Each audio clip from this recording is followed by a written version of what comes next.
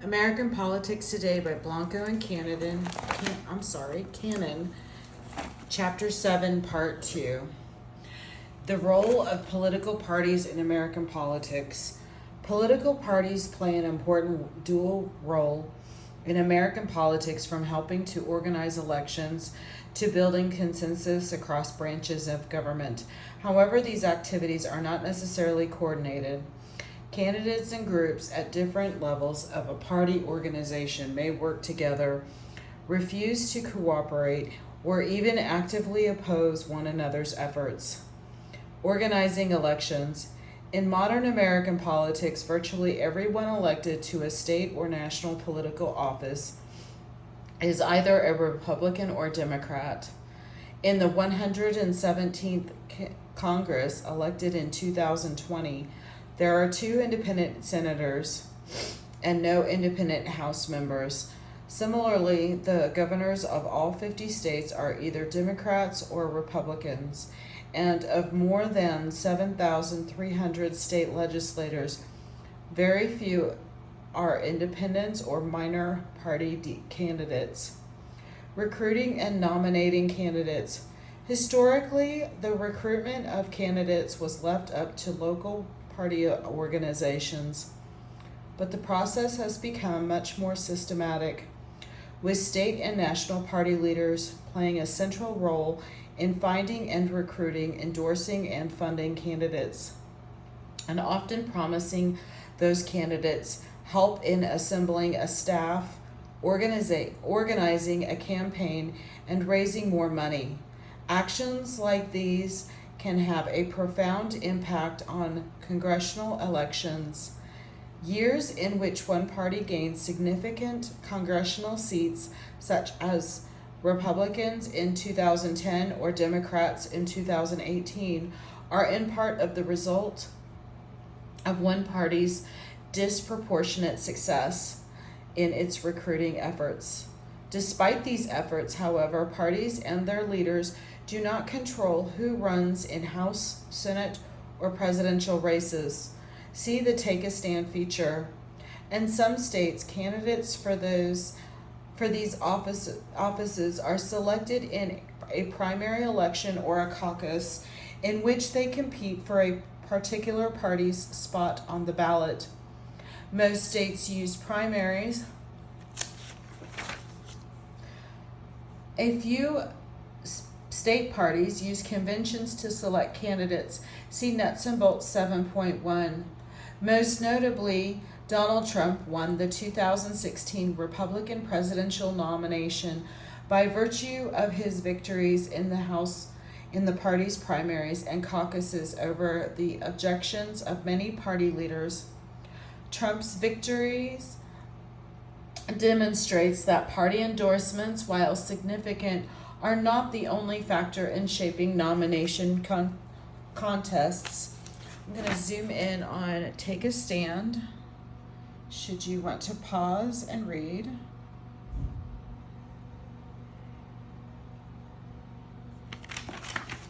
And here is Nuts and Bolts, should you want to pause and read.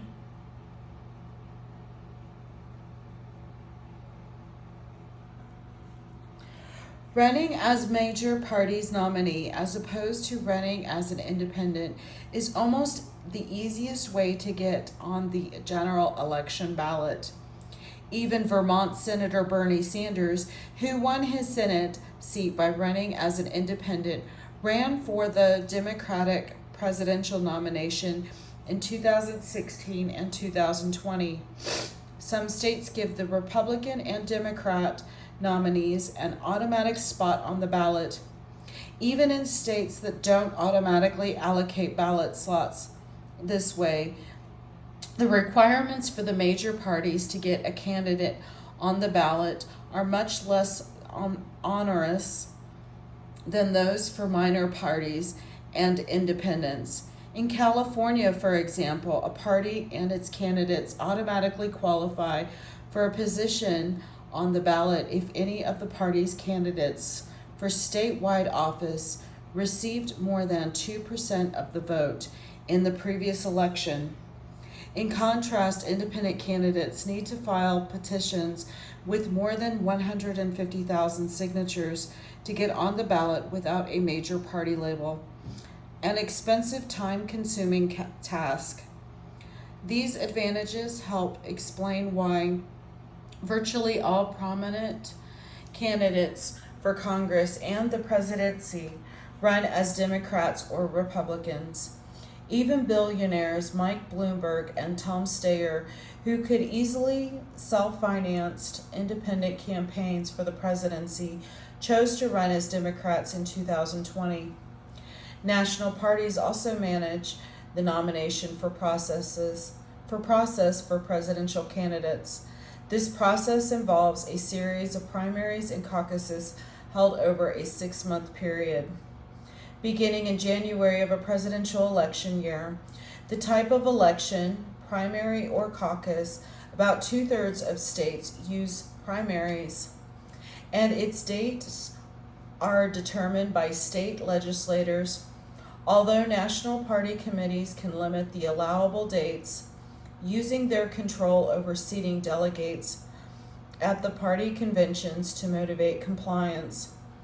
Voters in these primaries and caucuses don't directly select the party's nominees. Instead, citizens' votes are used to determine how many of each candidate's supporters become delegates to the party's national nominating convention, where delegates vote to choose the party's presidential and vice presidential nominees. The national party organizations determine how many delegates each state sends to the convention based on factors such as state population, the number of votes the party's candidates received in each state in the last presidential election, and the number of House members and senators from the party that each state selected. See how it works nominating presidential candidates. Campaign assistance, one of the most visible ways that the political parties support candidates is by contributing to and spending money on campaign activities. By and large, federal law mandates that these funds be spent by the organization that raised them. The National Party, for example, is limited in the amount of money it can directly contribute to congressional and presidential candidates or to state party organizations. As we discuss in Chapter 9, however, party organizations can use the campaign funds they raise to help candidates in other ways. For example, through independent expenditures running their own ads in a candidate's district or state. See Figure 7.5 shows the amount of money raised by the top groups within the Republican and Democratic parties for the 2020 election through November 3rd. The final figures show that the parties and their various committees raised over $2 billion. Here's how it works theory. Here's the nomination for Joe Biden. The DNC and the RNC raised the most money, but the Congressional Campaign Committee also raised significant sums. Congressional Democratic committees outraised their Republican counterparts, and congressional leaders raised over $60 million for the campaign of their colleagues. Along with supplying campaign funds, party organizations give candidates other assistance, ranging from offering campaign advice, including which issues to emphasize, how to deal with the press, and the like, to conducting polls. Party organizations at all levels also undertake get out the vote activities, encouraging supporters to get to the polls. Party platforms. The party platform is a set of promises about what candidates from the party will do if they are elected. The most visible party platform is the one approved at each party's presidential nomination convention, but the party organizations in the House and Senate also release platforms, as do other major party groups.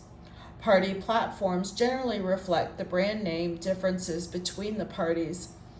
For example, the 2020 Democratic presidential platform expressed support for a woman's right to choose, meaning that abortion would be legal under a wide range of conditions, while the Republican Party platform would typically take a strong anti-abortion stand. In 2020, that party did not issue a platform, instead pledging to support President Trump and his policies. This wholehearted backing of the president hurt some Republican congressional candidates in the election, as voters cast straight ticket votes against Republicans.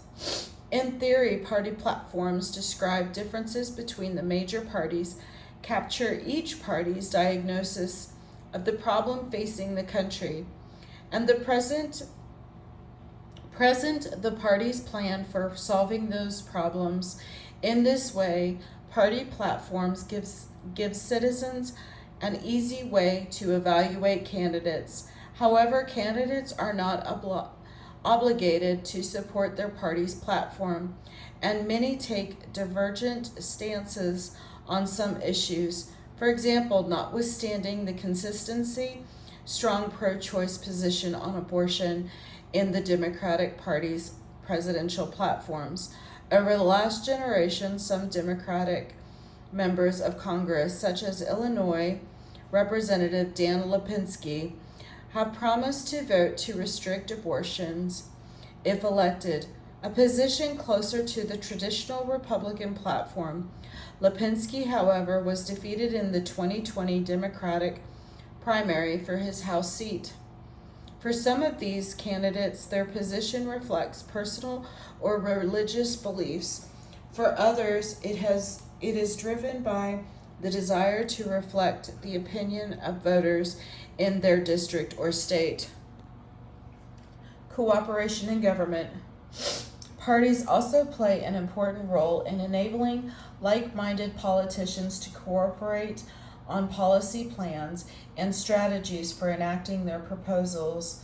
Parties in government develop agendas, coordinate the actions of members across branches of government, and provide accountability to voters.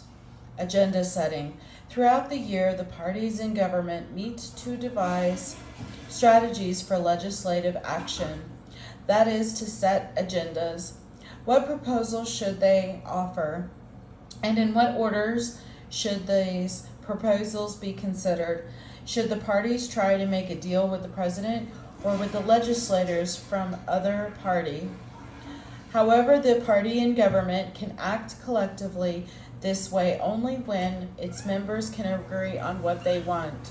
Such agreement is not always possible or may require extensive negotiation and compromise.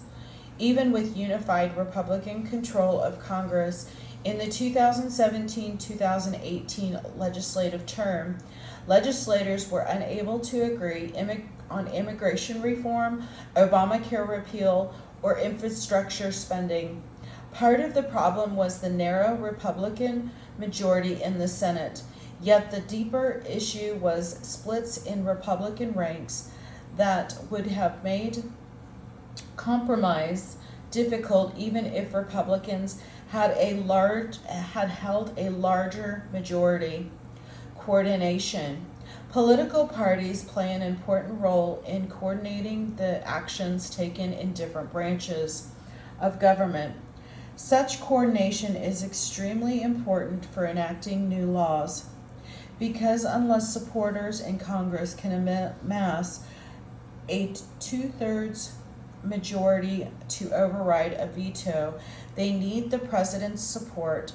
Similarly, the presidents need congressional support to enact the proposals he or she favors. To these ends, the president routinely meets the congressional leaders from his or her party and occasionally meets with the entire caucus or conference. Various members of the president's staff also meet with House and Senate members to present the president's proposal and hear what members of Congress from both parties want to enact. During 2019 and 2020, President Trump held many meetings with Republican members of Congress to lobby them to support his policy proposals and to persuade them to oppose efforts to impeach him. Trump was successful on impeachment in that virtually all Republicans voted against impeachment. But in other areas, including cuts some federal programs and a plan to enact substantial reductions in legal immigration to the United States, Trump had little success. These two examples illustrate the limits of presidential persuasion. Presidential victories have more to do with proposing something that members of Congress are inclined to support. In the case of impeachment, because most Republican voters approve of Trump, than with pressuring them to support a proposal they oppose. Coordinating can also occur between caucuses or conferences in the House and Senate. During the COVID-19 pandemic in 2020, for example, unified Democratic opposition to Republican proposed economic stimulus legislation forced Senate Republicans to include many Democratic provisions in the final version. Similarly, the need for the party unity partly explains Trump's September 2020 nomination of Amy Coney Barrett to the Supreme Court. As other shortlisted candidates raised more opposition among Senate Republicans, such coordination efforts require real compromise, as party leaders in Congress do not have authority over each other or the elected members of their party, nor can the president order a House member or senator to do anything, even if the legislator is from the president's own party. Accountability. One of the most important functions political parties play in a democracy is to give citizens identifiable groups to reward or punish for government action or inaction. Using the ballot box, voters will reward and punish elected officials, often based on their party affiliation and on the behavior of that party's members in office. In this way, the party system gives the electorate a mechanism that can be used to hold officials accountable for outcomes such as the state of the economy or America's relations with other nations. This mechanism is most clear during periods of unified government, when one party holds majorities in both the House and the Senate and controls the presidency, meaning that party has enough votes to enact policies in Congress and a good chance of having them signed into law by the president. During times of divided government, when one party controls Congress but not the presidency, or when different parties control the House and Senate, such as during most of Obama's presidency, as well as the second half of Trump's, it is not clear which party should be held accountable for the state of the nation. Focusing on parties makes it easy for citizens to issue rewards and punishments. Is the economy doing well? Then citizens are likely to vote for the candidates from the party in power. But if the economy is doing poorly, or if citizens feel that government is wasting tax money or enacting bad policies, voters can punish the party in power by supporting candidates from the party that is currently out of power. When citizens behave this way, they strengthen the incentive for elected officials from the party in power to work together to develop policies that address voters' concerns, on the premise that if they do, voters will reward them with another term in office. Consider the 2020 elections. Although Democrats lost about 9 seats in the House and Senate, most Democratic incumbents were reelected. Why? Some were elected from states or districts dominated by Democratic identifiers, but many others were reelected because they campaigned on a platform of promoting Democratic Party ideals or because their efforts to help local constituents. In effect, these candidates said, instead of pushing me for my party affiliation, reward me for working on your behalf. In the end, re-electing members of the party in power, despite a poor economy or other troubles, makes sense given how American political parties are organized and their lack of control over individual office holders. Of course, insofar as incumbent members of the party in power present themselves as loyal party members and cast voters in accordance with the wishes of party leaders, they will increase the chances that their constituents will take account of their party label when casting their votes, which will help them get reelected in good times, but will increase their chances of defeat when conditions turn against their party. Minor parties. So far, this chapter has focused on the major American political parties, the Republicans and the Democrats, and paid less attention to other party organizations. The reason is that minor political parties in America are so minor that they are generally not significant players on the political stage. Many such parties exist, but few run candidates in more than a handful of races, and very few minor party candidates win political office. Few Americans identify with minor parties, and most exist for only a relatively short period. Even so, you may think, we are giving minor parties too little attention. Consider Howie Hawkins and Joe Jorgensen, who ran as the Green and Libertarian Party candidates for the presidency in 2020. If the votes they received had gone to Donald Trump instead, he might have prevailed in close states and thereby won re-election. In this sense, you might think of minor parties and their supporters as the kingmakers in modern American politics. However, the size of the minor party vote in 2020 doesn't so much highlight the importance of minor parties as it illustrates the closeness of elections in some states. If Hawkins and Jorgensen had not run, Trump might have received enough additional support to win.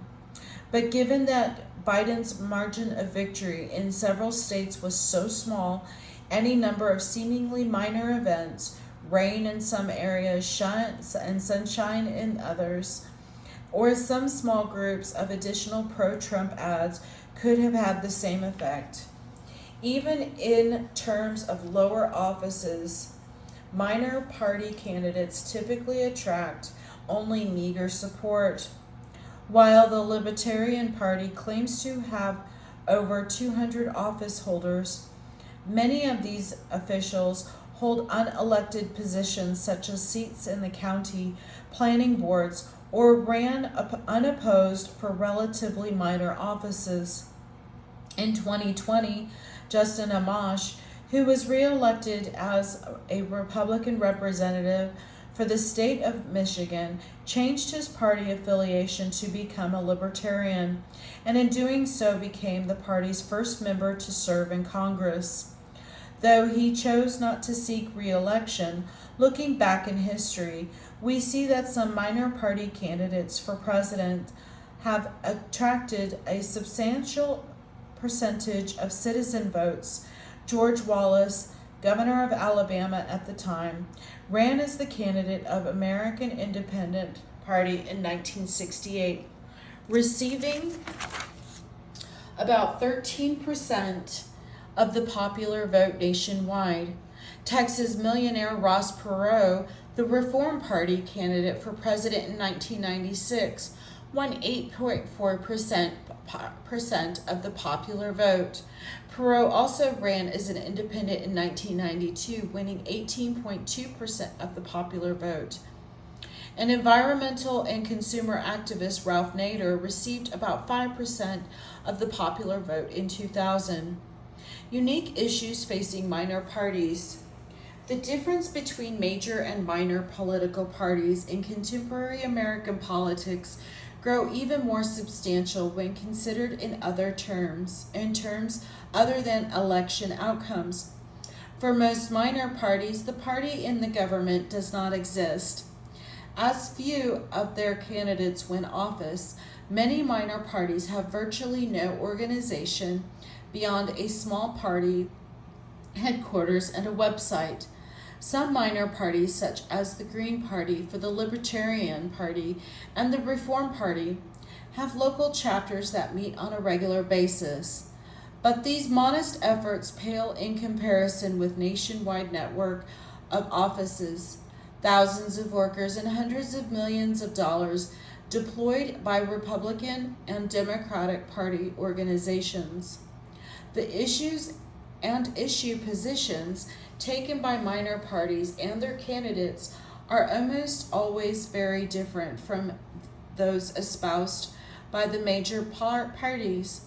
The Constitution Party, for example, advocates ending government civil service regulations, banning compulsory school attendance laws, withdrawing from the UN and all international trade agreements, abolishing foreign aid, the income tax, the Internal Revenue Service, the IRS, and all federal welfare programs, and repealing all campaign finance legislation, the Endangered Species Act, and federal firearms regulations. These positions are extreme, not in the sense of being silly or dangerous, but in the sense that relatively few Americans agree with them. Unpacking the conflict. Considering all that we've discussed in this chapter, let's apply what we know about how political parties work to the examples of party dysfunction from the beginning of this chapter. Why is it impossible to describe American politics without talking about Republicans and Democrats? At the same time, why do the parties seem to be like bystanders as nominees are chosen and policies are debated? The answer is that we have strong partisanship but weak parties. Party identification organizes how we think about politics, as well as our political behavior, as much as or more than it ever has in the past. However, at the same time, Americans generally dislike political parties, even the one they identify with, and the laws governing elections allow candidates to claim a party label without having to support or even talk about the party's platform. As a result, while America's political system gives enormous opportunities to political parties, from organizing elections to working inside Congress to build coalition behind policy proposals, the fact that these opportunities exist does not ensure that political parties will be able to follow through on them. As we have seen, American political parties are often beset by internal conflicts over who should run for office and what their campaign platforms should look like. The party organization has little control over the party in government or vice versa, and neither group can order party members in the electorate to work for the party, support its candidates, or do anything they don't want to do. As a result of these organizational features, there is no guarantee that office holders and election winners of the same party affiliation will have the same policy priorities or be able to compromise over their differences.